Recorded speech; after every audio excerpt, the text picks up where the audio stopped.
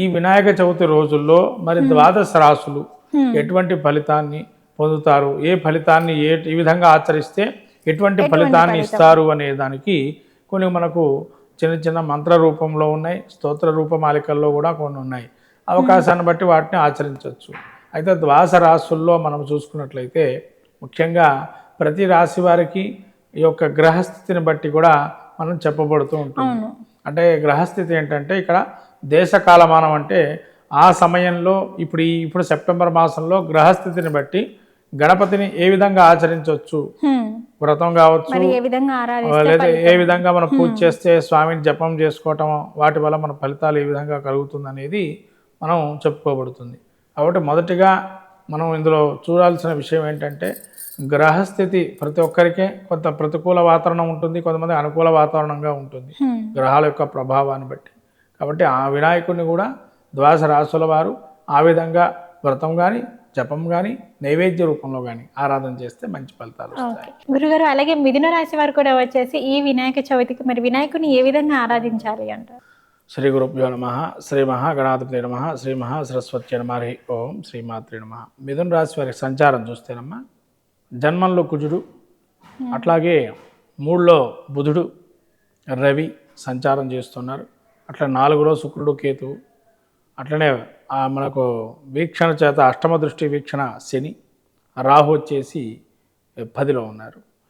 మరి ఈ గ్రహ సంచారం చూసినట్లయితే సెప్టెంబర్లో ముఖ్యంగా వీరికి వినాయక చవితి నవరాత్రులలో ఈ నవరాత్రుల్లో స్వామి అనుగ్రహం కలగాలి అని అంటే వీరు ఆరాధన చేయాల్సినటువంటి స్వామి ప్రణవ గణపతి.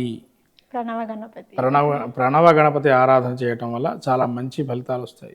ఈ ప్రణవ గణపతి ఏంటంటేనండి, ఈ ప్రణవ గణపతి యొక్క విశేషం ఏంటంటే ముఖ్యంగా జన్మరాశిలో కుజ సంచారం అనేది ఉంది. అంటే అంత మంచిది కాదు కుజ సంచారం, జన్మరాశిలో సంచారం.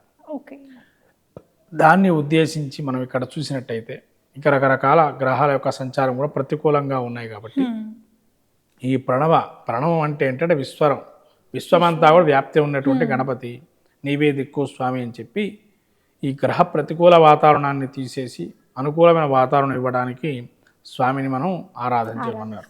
ఓం విశ్వంభరాజ విద్మహే ప్రణవాకృతాయ ధీమహి తన్నో పరమహంస ప్రచోదయాత్. ఈ మంత్రాన్ని గనక వాళ్ళు ఆరాధన చేసి జపం చేసినా కూడా స్వామివారి అనుగ్రహం కలుగుతుంది. వీటిని మళ్ళీ మనం నైవేద్యంగా యథావిధిగా అటుకులు, బెల్లము, పానకము, వడపప్పు. అయితే ఈ ప్రణవ గణపతి ఆరాధన చేయటం వల్ల మనకు మరి ఏ విధంగా ఇంకా ఏమైనా నైవేద్యం పెట్టాలా అంటే ఈ ప్రణవ గణపతికి ముఖ్యంగా అన్నాన్ని నైవేద్యం పెట్టాలి. అన్నంలో ఏదో రకమైనటువంటి అన్న పదార్థాన్ని నైవేద్యం పెట్టాలి. అంటే పులిహార, అన్నం పరబ్రహ్మ స్వరూపం అంటాం కాబట్టి ప్రణవ స్వరూపంలో ఉంటారు. కాబట్టి ఏదైనా కూడా అన్నము ద్వారాగా నైవేద్యం పెట్టినట్టయితే స్వామి అనుగ్రహం కలుగుతుంది మిథున రాశి వారికి. ఈ విధంగా అన్నస్వరూపాన్ని ఏదైనా నైవేద్యం పెట్టి అది 10 మందికి పంచి తాను తీసుకోవడం కూడా మంచిది. ఈ మంత్రజపం మాత్రం పట్టు విడవకుండా భక్తి శ్రద్ధగా స్వామి యొక్క అనుగ్రహం ఎదురుగా స్వామి ఉన్నాడని భావంతో జపం చేస్తే ఖచ్చితమైనటువంటి ఫలితం పొందుతారు. ఇది ప్రణవ గణపతి మంత్రాన్ని స్మరణ చేస్తే.